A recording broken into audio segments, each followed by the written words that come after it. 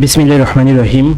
আজকের ভিডিওটি মূলত যারা মধ্যবিত্ত তাদের আয় বাড়ানোর ৮টি বাস্তবসম্মত উপায় এবং যেই ৮টি পদ্ধতি আপনি অবলম্বন করলে চাকরি বা কোনো কিছুর পাশাপাশি কিছু উপার্জন করতে পারবেন, সেই ৮টি বিষয় এখানে দেখানো হচ্ছে বা দেখানো হবে। ১ নম্বর বিষয় হচ্ছে পার্ট টাইম বা ফ্রিল্যান্সিং কাজ শুরু করুন। ফ্রিল্যান্সিং কাজ বিভিন্ন ধরনের হতে পারে, পার্ট টাইম কাজও বিভিন্ন ধরনের হতে পারে। আমি এখানে কয়েকটির উদাহরণ দিচ্ছি। আপনি লেখালেখি করতে পারলে লেখালেখি, ডিজাইন, প্রোগ্রামিং, মার্কেটিং বা অন্য কোনো দক্ষতায় পারদর্শী হন। ফাইবার, আপওয়ার্ক বা ফ্রিল্যান্সিং প্ল্যাটফর্মে কাজ করতে পারেন।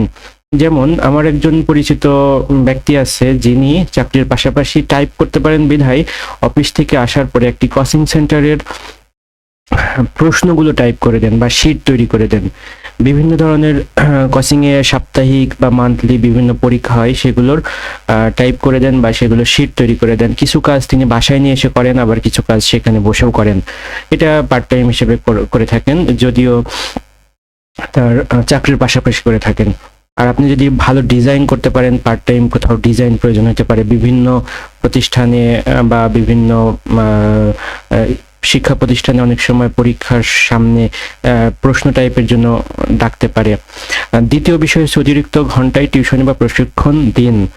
আপনি যেই কাজ জানেন, যদি আপনি এক্সপার্ট হন তবে প্রশিক্ষণ দিতে পারেন, আবার আপনি টিউশনি করাইতে পারেন, সেই কাজে শেখাইতে পারেন কাউকে। যেমন আপনি ভালো পড়াইতে পারেন, তাহলে কোনো কোচিং সেন্টারে গিয়ে ২-১ ঘন্টা ব্যয় করতে পারেন বা টিউশনি করতে পারেন, বা আপনার বাসায় নিয়ে এসেও কোনো স্টুডেন্ট পড়াইতে পারেন, যেই কাজটা অনেক শিক্ষার্থীরা করে থাকে। বিশেষ করে চাকরিজীবীরা এই কাজটা কম করে, তবে পাশাপাশি সময় থাকলে এটা করা যেতে পারে।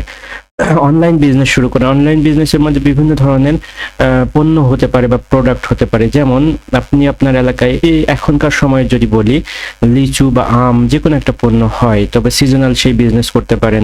আমার পরিচিত একজন যিনি আছেন, তিনি হচ্ছে সিজনাল বিজনেস করেন। যেমন আমের সময় আম, খেজুরের গুড়ের সময় খেজুরের গুড়, বা অন্যান্য সময়গুলো যেই ধরনের জিনিসগুলো পাওয়া যায় সেটা তৈরি করেন। আমার পরিচিত একজন মসজিদের খতিব আছেন, খতিব না, তিনি হচ্ছে মসজিদের মুয়াজ্জিন আছেন, যিনি সরিষার তেল, খাঁটি সরিষার তেল বিক্রি করেন এবং তার এলাকায় সরিষাটা ভালো হয়, যার কারণে তিনি সেই এলাকা থেকে সরিষার তেল নিয়ে এসে সেটা বিক্রি করেন। ৪ নম্বর বিষয়টা হচ্ছে ব্লগিং, ইউটিউব কন্টেন্ট তৈরি। এটিকে বর্তমান প্রেক্ষাপটে আমি বলবো একটি দীর্ঘমেয়াদী প্রক্রিয়া। এই কাজটি করতে হলে আপনাকে মিনিমাম ৬ মাস হাতে রেখে করতে হবে, অর্থাৎ ৬ মাস আপনি আর্নিং পাবেন না, বা ৬ মাস আপনাকে সময় দিতে হবে, কন্টিনিউয়াস প্রতিদিন সময় দিতে হবে। সেই ধরনের মনোভাব নিয়ে এই কাজটি তৈরি করতে পারেন। ৫ নম্বর বিষয় হচ্ছে অ্যাফিলিয়েট মার্কেটিং বা রেফারেল প্রোগ্রাম। এটিকে আমি খুব বেশি অ্যাপ্রিসিয়েট করি না, তবে একটা সময় ছিল অ্যাফিলিয়েট মার্কেটিং অনেক গুরুত্বপূর্ণ ছিল। তবে এই ধরনের কাজ আপনি করতে পারেন। যেমন অ্যাফিলিয়েট মার্কেটিং এর মধ্যে হতে পারে কোনো ডাক্তারদের মানে পরিস্থিতি বা তাদের কোথায় বসে, কোন সময় বসে, এরকম সিরিয়াল নেওয়া। তারপরে হতে পারে আপনি কোনো একটি পণ্যকে যেটা হচ্ছে আপনার কি বলবো, সেটা হচ্ছে টপ প্রায়োরিটি বেস, বর্তমান প্রেক্ষাপটে টপ প্রায়োরিটি বেস।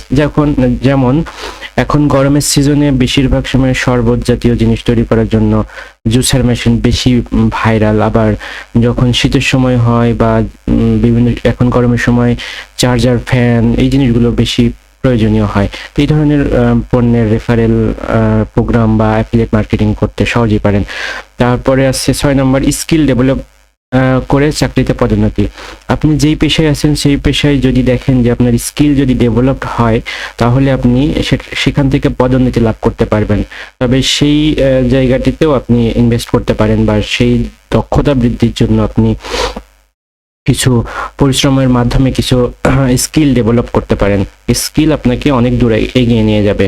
৭ নম্বর প্যাসিভ ইনকামের উৎস। প্যাসিভ ইনকামের উৎসর মধ্যে অনলাইন কোনো কোর্স তৈরি করা, বা ইবুক বিক্রি করা, বা স্টক ফটোগ্রাফি বা অ্যাপ তৈরি দীর্ঘমেয়াদী, এটি একটু আপনার স্কিল যুক্ত বিষয়।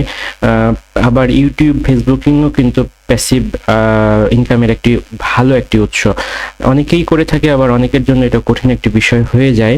তো এই ধরনের কাজে আপনার পছন্দ যদি হয় কোনোটি, যেমন আপনি ধরেন রাইডিং করেন, সেই ক্ষেত্রে আপনি একটি ক্যামেরা রেখে ভিডিও করতে পারেন, বা আপনি ট্রাভেল করেন সেই ধরনের একটি ট্রাভেলের ভিডিও তৈরি করতে পারেন বা ব্লগ তৈরি করতে পারেন।